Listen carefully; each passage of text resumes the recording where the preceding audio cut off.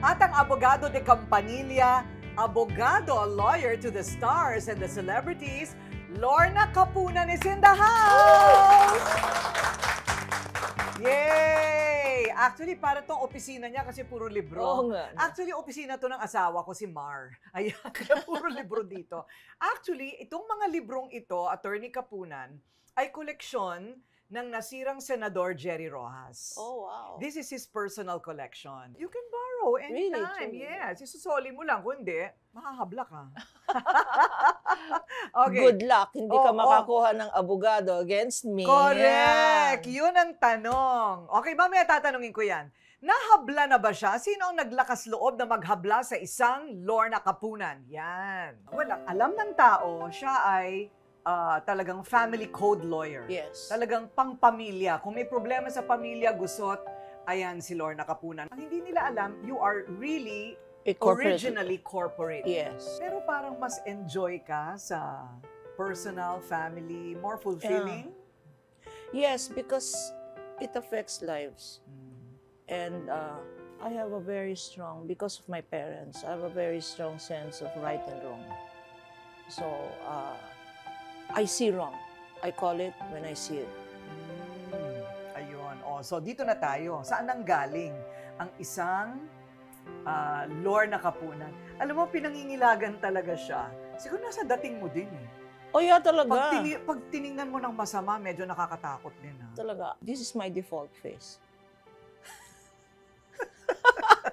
Alam mo, pag-aaralan ko yung aking default face. Wala pa akong default Wala face. kang default face. Parang default face ko ganito.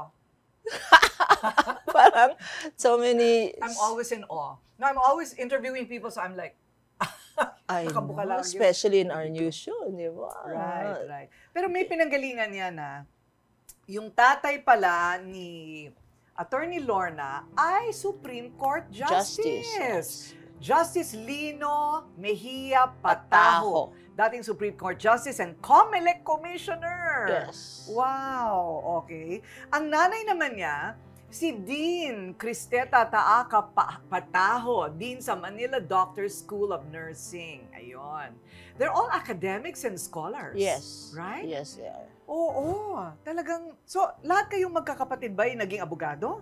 No, in fact, that was my father's frustration because he expected, I had an older sister than me and then two brothers. So, meron akong second child syndrome. Di ba? Second child ka? Okay, second daughter. And, Corina, I was born on April Fool's Day. Ay? So, so when I came out and the nurse said, "It's a girl," sabi ng tatay ko, "Are you joking?" Bakit gusto niya lalaki? Siyempre naman. Okay. Di ba ganun ang... Kasi nauna na, babae na. Doon na ng traditional, di ba? Right. Traditional. Oh. Dapat may lalaki. To continue na bloodline. So, so that happened and... Pero sinundan ka naman ng lalaki. Yeah, two boys. Two girls, then two boys. Yes. Ayun. Ikaw lang ang naging abogado? Yes. Bakit? Type ko, my eldest sister became, is a doctor. Doctor. No, doctor. Yung doctor na hindi nagagamot. Yeah. Okay. So, she was VP of UP University, head of the literature department. And then, after me, my brother, incidentally, I lost my sister last year. Oh, sorry And to hear then my that. brother I lost during the pandemic. He was an economist. Economist banker. He was president of United of UCPB. Bata pa siya? Oh, younger than me. Oo. And then my youngest brother is a doctor. He's a practicing doctor.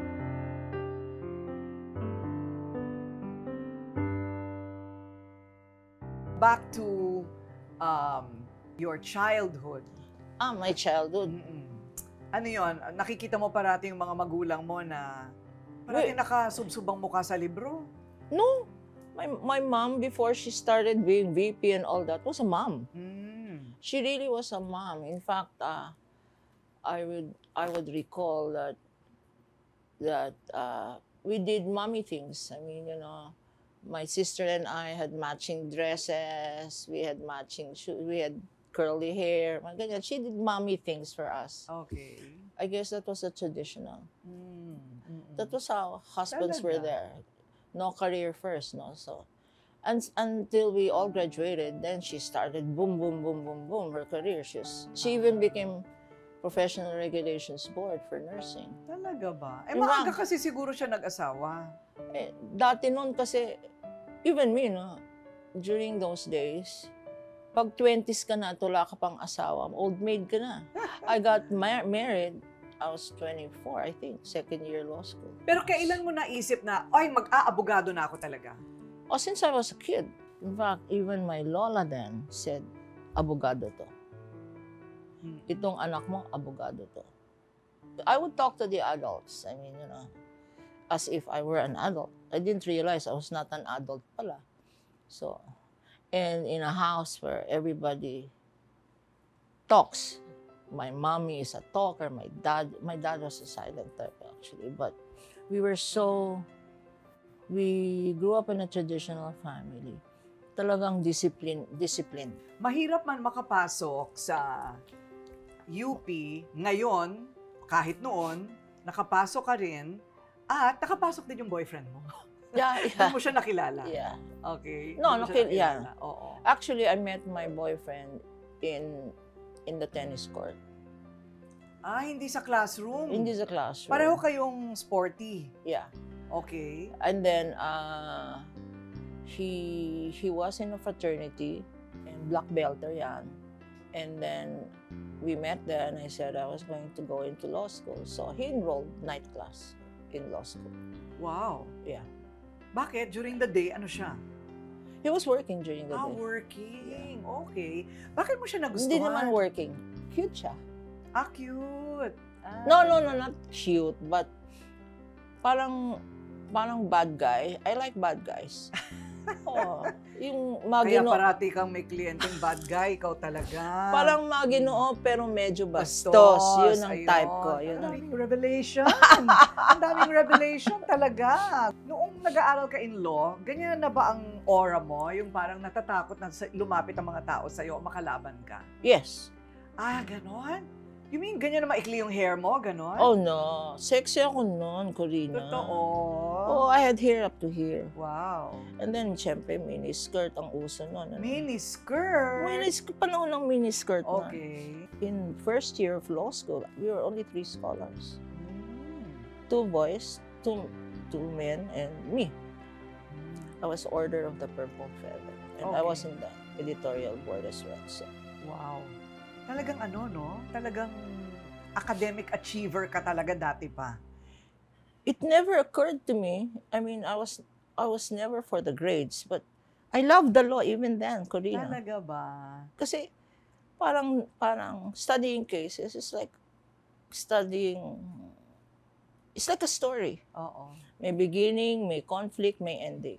Oo. At Diba? paano mo aayusin yun? At paano maayusin yon? Ano yung tama? Ano yung ruling ng court? Do you agree with the court and all that? Correct. And in terms of, that was in terms of the law. That's why my background in law is solid. Because if you never remember, kasi people think, ay, law yan, panayang memory niyan. No. It's a matter of understanding the principle of the law. So kung gusto mo maging abogado, hindi kailangan puro memorization. Hindi kailangan. Oo. Ang kailangan lang dyan talaga, intindihin mo siya. Yeah.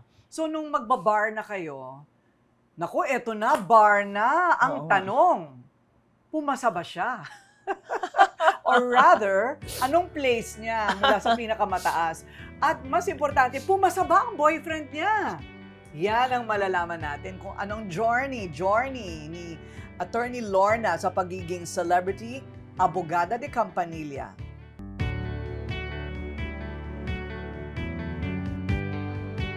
Okay, so needless to say, pumasa naman sila sa bar. Diba? Needless to say, Corina. Malay ko nag-take 2 ka. Malay ko take 2 ka, take 3 yung asawa mo. Take 1 naman. Maraming ganun pala. Maraming ganon. So you're saying, 20% lang ang tinatanggap Ngayon. ang pumapasa. Ngayon. Dati, Dati 10, 10% 15%. lang. 10, Ano nangyayari 15. sa 90-80%? Take 2. They take 2, take 3. Nung panahon namin, after take 3, you have to re-enroll already for at least yung review class last semester. Pero ngayon tinanggal na yung requirement na yan. You can take it forever. Totoo ba? That's why you have bar passers, 80 years old. Gusto lang ma-pursue yung dream nila na maging lawyer. Correct. Okay. So yung bar, mahirap? Mahirap ang bar. Talaga? Mahirap ang bar. Because, well, I was a bar examiner. In 1988, I was a bar examiner for mercantile law, for corporation law. So, alam mo, nung bar examiner ako, nung panahon namin, if you flunk one subject, you flunk the whole course. You flunk the whole bar. Hindi ka So, I was very careful about flunking someone.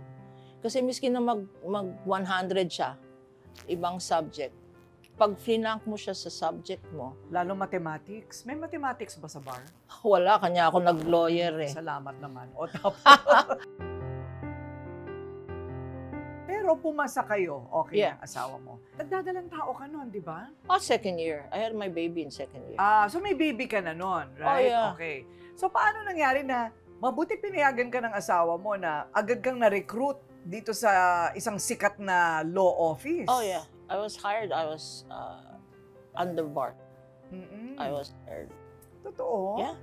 And then, pinasok mo kagad. So your husband agreed kahit meron kayong maliit na baby? He had his own law firm also. He was hired by another law firm. But then, the law firm then, if I can mention, Acra Law, was the #1 law firm. Yes. So, paano nga yung anak? Sino nag-aalaga? Alam mo naman dito sa Pilipinas, extended family. At saka first apo. First apo of the so family. May maraming pagbibilinan. Yes. Ayun, maraming pagbibilinan. Swerte. So when you went into the world, male-dominated pa noon. Mas marami ang mga abogadong lalaki kesa lalo litigator. Yes. Oo. Because some of the lawyers, lady lawyers, they would either end up getting married, giving up their careers, or stay in, have retainer clients, corporate. Very few ang women litigators na. But pag sinabi po nating litigator, ito yung mga pumupunta talaga sa korte at kayo yung nakikipagdebate, no? Correct. Sa kalaban. Kasi cross-examination. Ang sistema natin sa Pilipinas, it's not like the UK, not like the British system na iba yung barrister na nag-argue, iba yung solicitor na nagsusulat lang. Dito pareho yan. You write your pleadings, you argue your case, you appear before the courts if you want to be a litigator. Pero ano yung personal style mo noon? Yung style mo noon para medyo makamandag ang dating mo. Yeah. Naka-miniskirt siya, Nakasuit, pero miniskirt, high heels. Correct. With briefcase. Correct. At saka matapang na pabango. Siyempre. Pagdating sa court. Bakit? That was me. That was me. That was me being me. So pagdating sa korte, siyempre, litok. Naririnig, tumitingin silang ganyan. Ayun. Okay. Because the men then were very condescending. May diskriminasyon. May discrimination. Sabihin nila, babae lang yan. Pag alam nilang babae ang kalaban, hindi na sila nag-aaral ng kaso. Kasi yun ang thinking nila. Okay. And so that's to your advantage. Yes. To the women's advantage or to my advantage then. And then word got around. Okay, so in hindsight, nung mga panahon na yon, not today, nung mga panahon na yon, paano mo nakuha yung respeto ng tao? They took you seriously finally when? I would start winning my cases. And I would tell myself, there is no substitute for preparation, for diligence. Even now at my age, 72, 48, 46 years of law practice, the minute I stop preparing for court is the minute I will retire. Kasi you really have to be prepared, no? So, ano yung mga style? Ano yung mga naaalala mong Ang style ko. Style mo? Ang style ko, performance level. Kailangan parang artista ka din. Yeah, because when we were growing up, syempre, ang mga shows noon, Perry Mason show. Diba? Mga Alam mo court. yun, mga I know court Perry case, Mason, yes. mga court cases, Oo. mga Perry Mason, mga ganyan, so, and probably that's why I love the law, because you would see the dynamics, no? The court interacting with you interacting with the client, you interacting with, parang it was a whole teleserye by itself. And I made a performance out of it. Siyempre, yung mga ibang lawyers, pag nasa korte na, they'd sit down in the bench and ask their questions from the bench. Direct examination, cross. Ako hindi.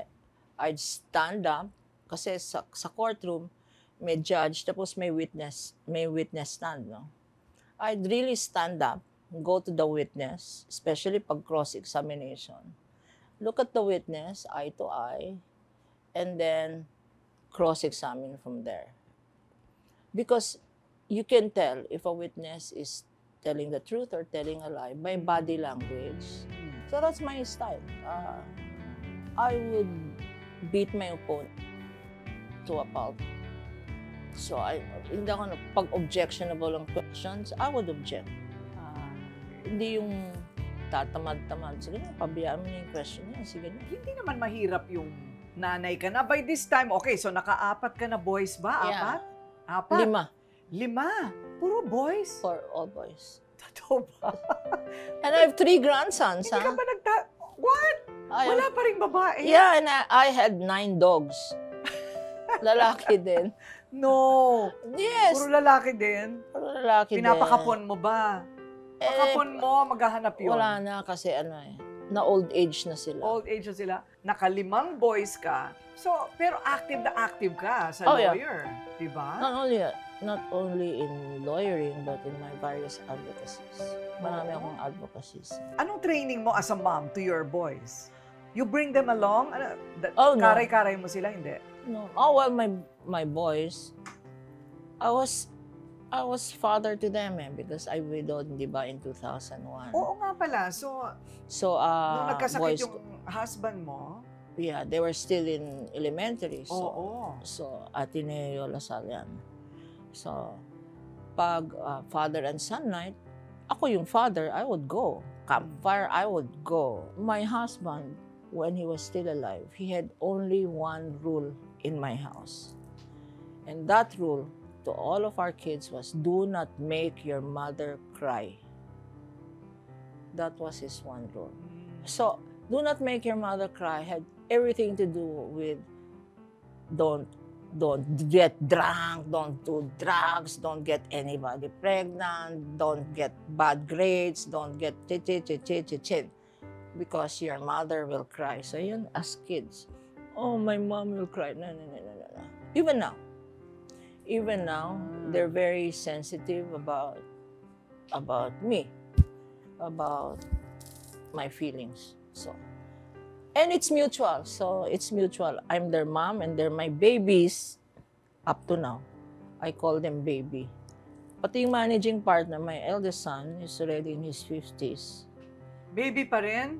Lahat sila baby. Siguro hindi mo lang matandaan ang pangalan. Tama ka! O hindi ba? Ang dami nila eh. Magkakamukha pa siguro. Hindi yun. Na-enumerate mo na lahat ng pangalan before you hit the right name. So I call them baby. So my eldest son, who's now managing partner of my law firm, Kapunan and Castillo, says, Mom, please don't call me baby in front of the lawyers.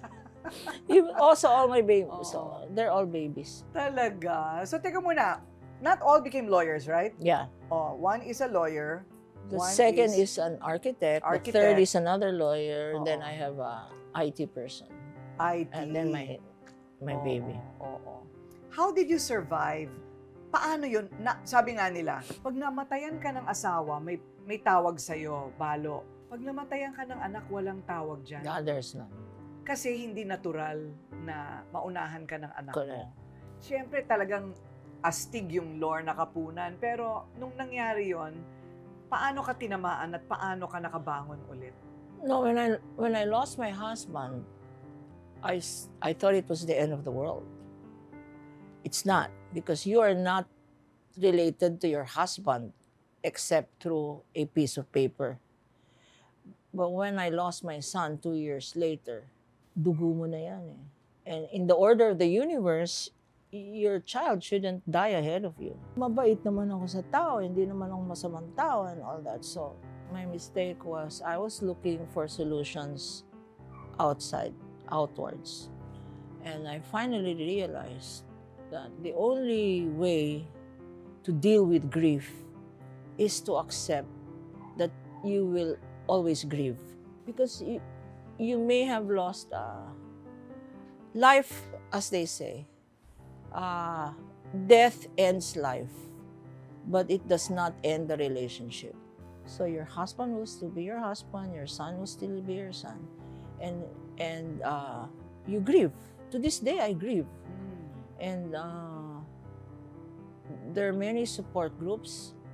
At that time, we formed Ina Foundation. We formed an Ina Foundation, mga inang naulila sa anak. In Ina Foundation, we would cry together, and then we also had advocacies, because of course we were all middle class, upper class, and all that. But what about the mother, the nanay, Mahirap. who loses 5 kids in a fire? Wow. How do you console? Paano yun? So, May ganon, ha? may ganon. So, meron kaming healing center. We teach them, it's trauma counseling, painting, livelihood sa DSW. So, that's one way of... So may ganon pala kayo. Para sa lahat ng nanay na namatayan ng anak. Yes. And sad, well, I lost my son to cancer, leukemia. No? But these days, Corina, you will be surprised. Mothers are losing children through suicide. Oo, suicide na yun eh. It's suicide. It cannot be explained. So the mothers are saying, where was I? Saan ako? Where was I when my kid was growing up? Where was I when he was having this problem or she was having this? Where was I? So nagiging guilty mother syndrome yung mga suicide cases. So and tayong mga career mothers, we always justify saying, I spend quality time with my kids, di ba? Yun ang justification natin. We spend quality time with our kids. But kids, they don't need quality time. They need quantity time. They need to know that you can be reached anytime. So kahit na ikaw ay nagtatrabahong nanay, pwede mo pa rin gawin yun? Oh yes, pwede. You can balance. I had one rule wherever I was. If it is my family, my family calling, interrupt whatever I'm doing. Anywhere so kumbaga kahit busy ka, basta alam nila, matatawagan ka nila anytime. Correct. Yun, oo. So nakita naman ninyo, kahit na pinangingilagan na abogada de Campanilla, ay mayroon ding pagluluha sa ilang bahagi ng kanyang buhay. May mga ganun, hindi na nila alam na may ganun ka rin pala. Tao rin tayo. Tao rin, may drama din sa buhay. Walang taong hindi dumadaan sa drama. Correct. Ang daming revelations, ha? I'm very weepy. I'm very sentimental. Talaga? I'm very emotional. Oh, okay. Mahilig ka nga daw sa K-drama, pero pang mamayayang kwentong yan. Oo. Ang una niyang ikukwento ngayon, lahat ng kailangan nating malaman tungkol sa kanyang mga most celebrated cases. Oh, wow. Now you have to tell it all. Ayan. Ang kanyang mga pinakatanyag na mga kaso, pag-uusapan natin. Sino ba naman ang makakakalimot? Chris Aquino at James Yap. Noong mga panahon na iyon, si Chris Aquino ay talagang celebrity daughter ni Pangulong Cory Aquino. At si James Yap naman ang highest paid superstar basketball player, hindi ba, ng PBA. At ikaw ang kinatawan ni James Yap. Correct. Hindi ka ba natakot tanggapin yung kasong yon na anak ng presidente? Actually, truthfully, hindi. In fact, parang motherly nga yung instinct ko to James because totoong tao. No? He was not personality. Galing probinsya.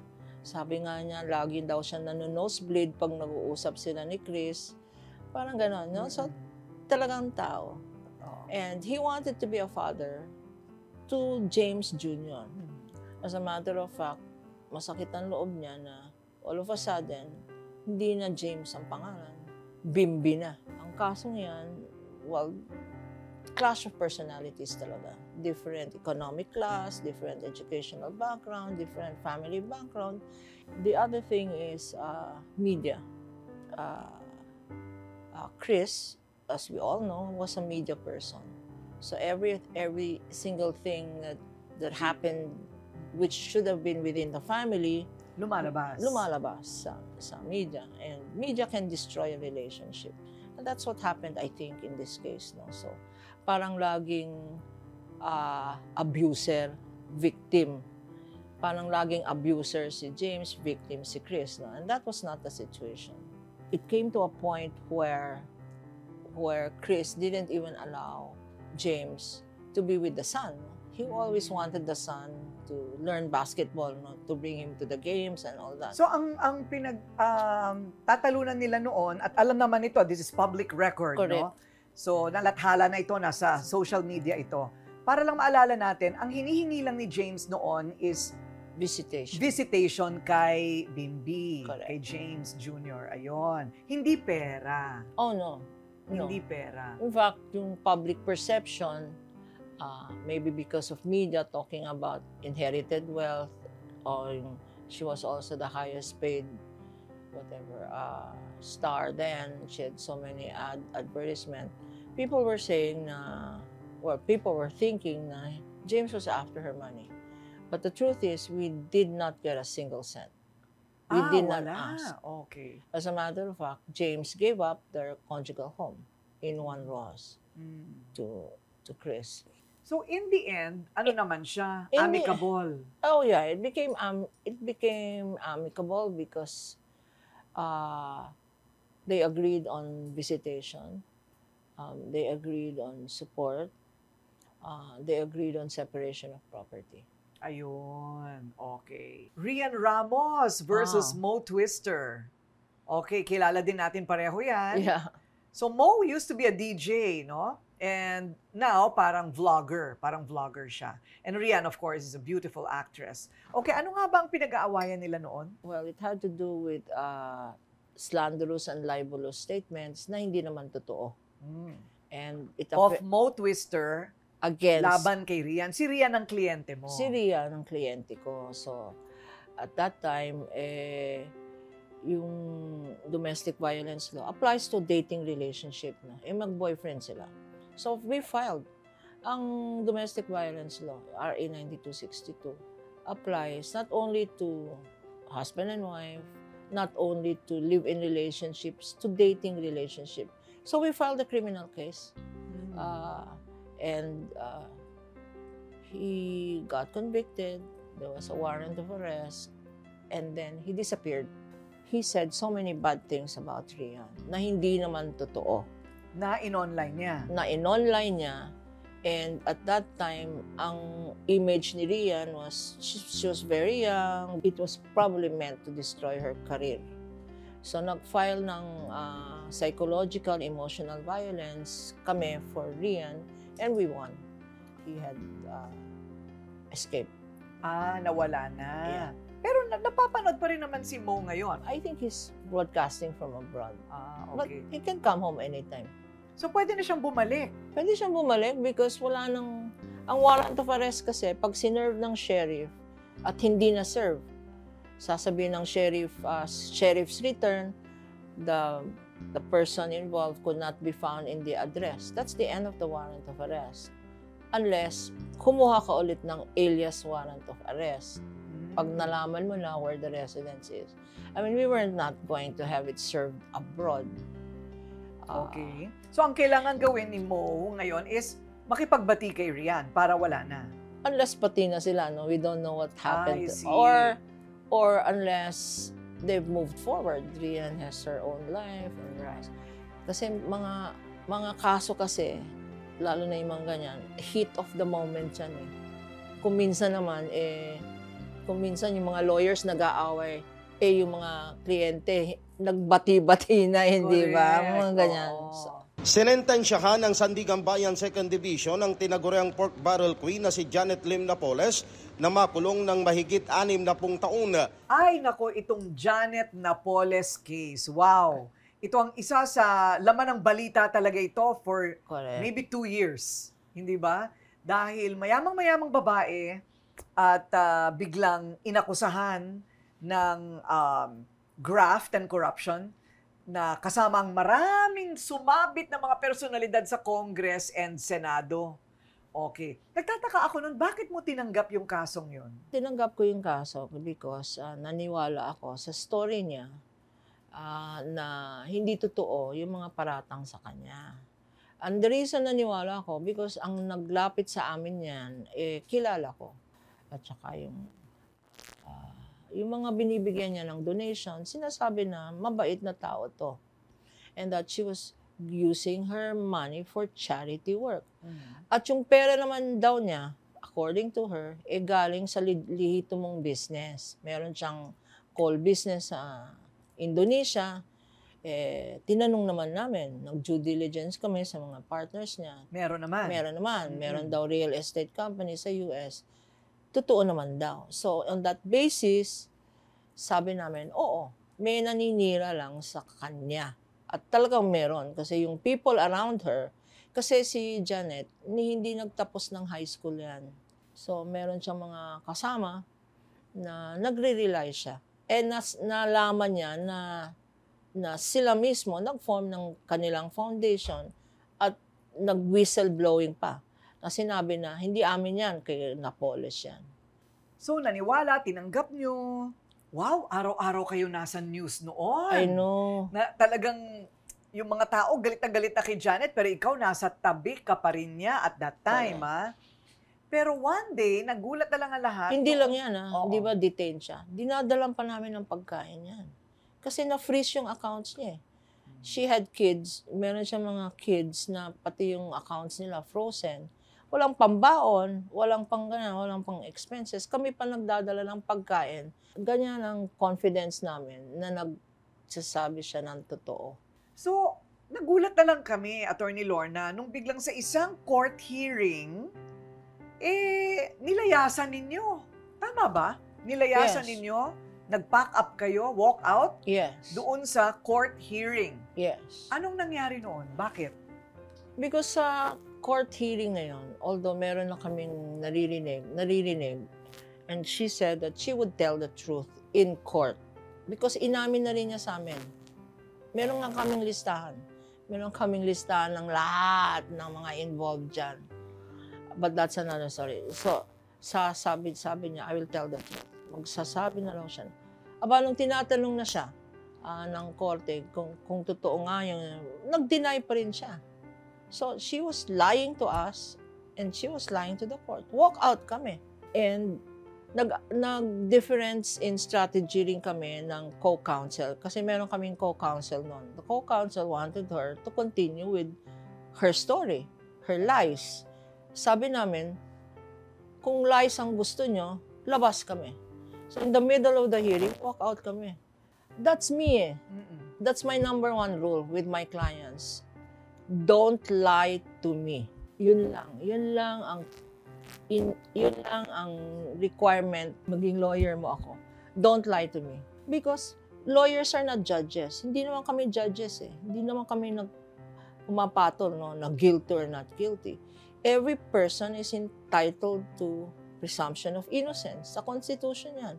Every person, even if guilty, is entitled to a good defense. Defense mo yan. So, hindi pwedeng ang lawyer will refuse a client because may judgment of guilt. But even if you think guilty, you can give a good defense. Ayun. So, in this case, hindi mo kinaya yung nagsinungaling pala siya sa'yo?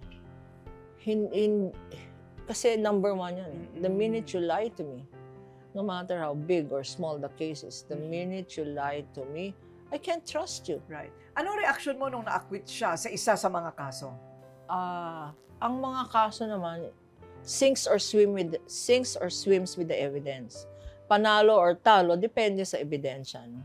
It has nothing to do probably with her guilt or innocence, but the quality or yung strength ng evidence na pininisent. At yung acquittal naman niya sa isang kaso, marami pa rin ibang kaso. So, kaya nakakulong pa rin siya. Nakakulong pa rin siya. I wish her all the best, no? Sana yung totoo ang lalabas. At sana yung talagang mga dapat managot, managot. If there is anything na dapat mangyari dito sa Napoles case, lumabas ang katotohanan. Napaka-juicy naman yan. Tsaka yun yung panahon na nandyan yung asawa ko.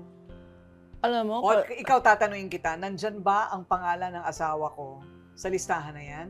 Alam mo, truthfully, love ko yung asawa mo kasi wala siya sa listahan na yan. Yeah! Oy, palakpakan tayo! Wala siya, walang marohas dyan, di ba? Wala. Pero yung mga akala nyo na goody-goody, akala nyo na self-righteous, nasa listahan lahat yan. At sa listahan yun, may pruweba si Janet na talaga nakatransaksyon niya. Because, sabi ko nga sa'yo, style ng she didn't have higher education. Hanggang high school lang yan. So, syempre, di ba? Ililista mo. Sino yung binigyan ko? So, lista-lista yan. May lista yan. Ayun. Parang Parang evidence. Utang sa sari-sari store. Correct. Ebidensya. Hindi ba? Well, lagi mo sinasabi sa isa nating show, dapat meron kang listahan. Sinong may utang, sinong nagbayad. She had that. Right. And happily, and I do respect him a lot. Not because he's your husband. But, at least, di ba? Wala siya sa record niya. Hindi kasi ang importante diyan mapatunayan. So, I mean, kung babanggitin mo talaga yung mga pangalan, syempre, kailangan mapatunayan yan. Yeah. Mapakorroborate. At least wala siya doon. Yeah. Period.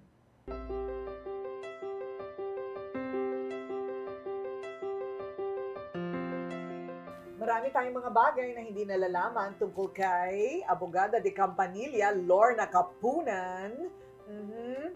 Kung kayo ay kukuha ng abogado, lalo na para sa pamilya, siya ang pinupuntahan. Kasi talagang family code ang naging subspecialization mo. Why? Yes. Why that? Because it's about people, you said, right? Well, because it's about people and it's about women and children. Oo, no? Kadalasan, yung mga naaaping mga asawa, women, mga bata, custody, mga ganyan. Custody, support. And yung family code kasi bago yan 1988 yan. So meron ng recognition of equality, parental authority, yung right to support. Ang obligation ng support hindi lang sa lalaki. Siyempre. Galing sa babae din. Correct. Oo. Mga ganyan. So pero ano ang mga uri ng kaso pag inilapit sa'yo, tinatanggihan mo talaga? Never. I will never accept drug cases. Drug cases, pag-user, and dealer. Yes. Because I will never accept heinous crimes. Kagaya ng incestuous rape, ganyan. Yung mga heinous crimes, I will not accept. Bakit? Because ayaw mong sikmurahin? No, because there is an overlap. There's an overlap between the legal and the moral. Diba? If you look at the Ten Commandments are not only moral obligations, they're legal obligations. Diba? Kagaya ng thou shalt not covet thy neighbor's goods. It's a moral obligation, but if you do it, it's also theft. It's legal. Diba? So, when the moral and the legal coincide, kagaya ng heinous crimes, raping your child, abusing your elders, not only is it a legal problem, it is a moral issue. That's where I draw the line. Sa usapang legal naman, may nabanggit ka na kanina, Attorney Lorna. Ito naman idadagdag ko, no? At nakikita ko ang mga outfit sa ating programa. And lahat ng mga outfit na nilalabasan mo, especially the shoes. The shoes. Mahilig ka talaga sa sapatos. Actually, it started nung sumasakit ng yung likod ko. So, at nauso nga yung mga collab with brands, and ang tawag ko doon rubber shoes, but my kids say, Mom, rubber shoes, it's not used anymore. It's called kicks. Kicks? Oh, Ganon? ganon. Okay. So nauso yung mga collab with the brands and the kicks. Eh, pag sumasakit na yung likod mo, hindi ka na nag-heels. Oo. So, nagra-rubber shoes na lang ako. Ayun. And because I go to court, syempre, dapat decente yung rubber shoes mo. That's where I started. Yung mga fancy, mga bling-bling. Mga bling-bling na mga sapatos. Para naman hindi disrespectful sa court. But now, usong-uso, even in weddings, hindi ba? Pati yung bride, yung groom, naka-rubber shoes na. Totoo. Pag nagnininang ako, nagra-rubber shoes pa rin ako. Totoo ba? Yeah. Parang naging ano mo na, no? Pero Parang naging brand. parang naging brand mo na siya. Tsaka gusto mo yung makukulay talaga. Yeah. I like happy things. Ah, So, mga colorful and all that. oo. Because lalong-lalo na kami as lawyers, they expect you to be in dark suits. Dark suits all the time or barongs. No, I come in orange suit, green suits, blue suits, ganyan. Hindi ka naman pinapalabas ng Ay, courthouse. hindi. Ang takot lang. Ang takot lang ng judge. Oo, hindi pwede. Crush niya si Yoon Bin. Koreano. Crash landing on you. Crash landing on niya. Talaga? Hindi na, nagtaksil na sa akin eh. Bakit? Nag-asawa na. Hindi ko na siya crush. Naglanding na yung aking pagmamahal sa kanya. Mahilig ka sa Korean novela? It started nung pandemic, hindi ba? Wala naman tayong napapanood noon kundi Korean telenovela. And Crash Landing was what started everybody in Korean telenovela. Ayun, okay. Although one of the things I was involved in was I used to sit in the board of the cultural center. No? So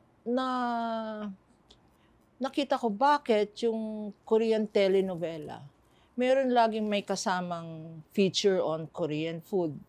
Lagi pinapakita yung Korean food, then they go to a resort because the government supports K-culture.